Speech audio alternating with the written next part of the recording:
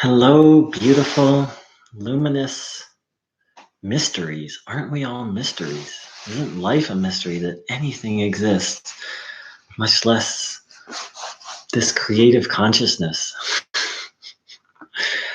Um, I was really touched by a comment. This person wrote, "I know your pain in the fake Advaita scene, the fake teachers and fake students. You are sincere, and so I suspect when you bang up against what is fake, you are pained." Well, first of all, I appreciate that. I try to be sincere. um, and then this person continues. The only solution I have found to the dilemma of fake Advaita was to have as little contact as possible with it. Even coming to your channel and hearing you talk about the false teachers is a bit too much for me. And I was really touched by this because, just anyone who can share from their heart, any spiritual person who can just like share what they're feeling, I'm like, God bless you. It's a rare treat in the spiritual scene. But just what it really pointed out to me is that, many of us have been deeply hurt and deeply led astray by false teachers and false students of, people who sort of just memorized a teaching, whether they were a formal teacher or a student of a formal teacher, and then just really given really bad advice. I mean, that's the long and short of it. And not just bad advice, not like, you know, hey, cook the vegetables for 30 minutes when you're supposed to cook the vegetables for 20 minutes. And so the vegetables are overcooked and don't taste good. Like horrific advice. Like, don't have any desires, don't have any feelings.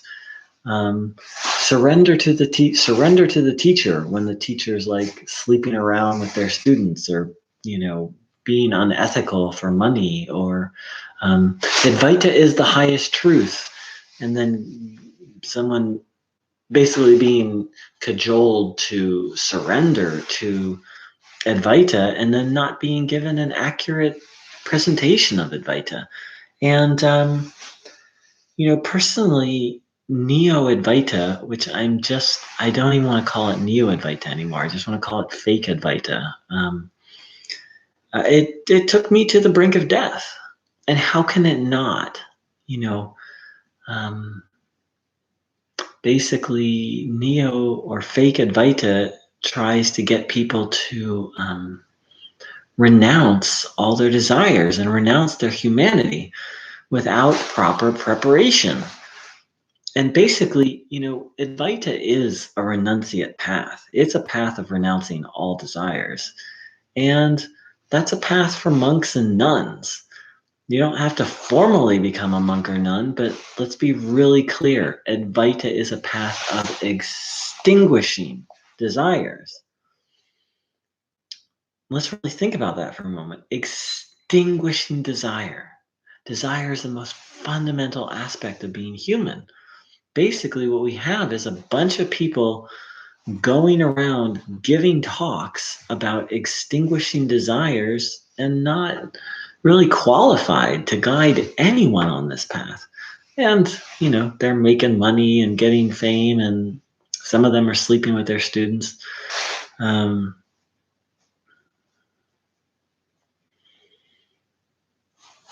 really not qualified to guide people on this path. Really the most intense, delicate human endeavor. So thank you so much to that person who commented. And it really is, it's really, Neo-Advaita is a drug, is the long and short of it. It's a drug and it's an addiction. And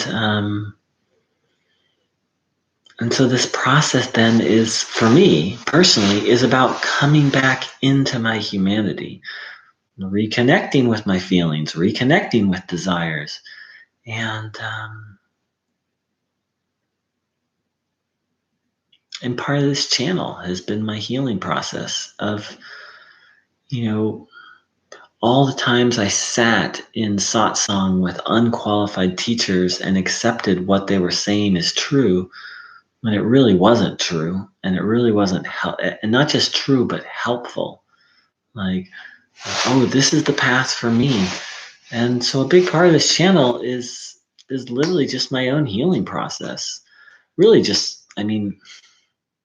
speaking simply and clearly about what's true and what isn't, but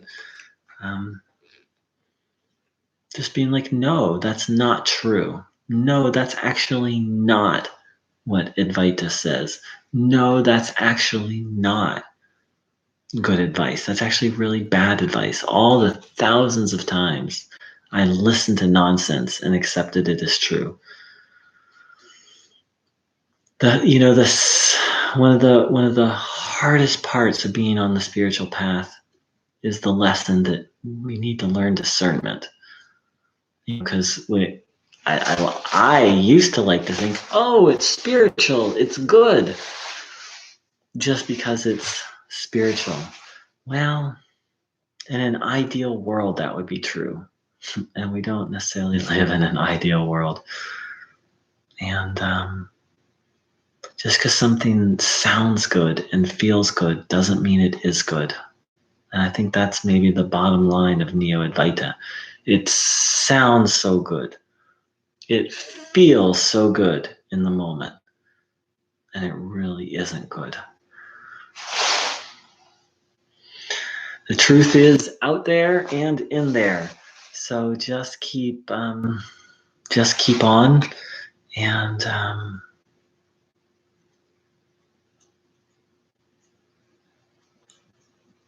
I think there's another video coming.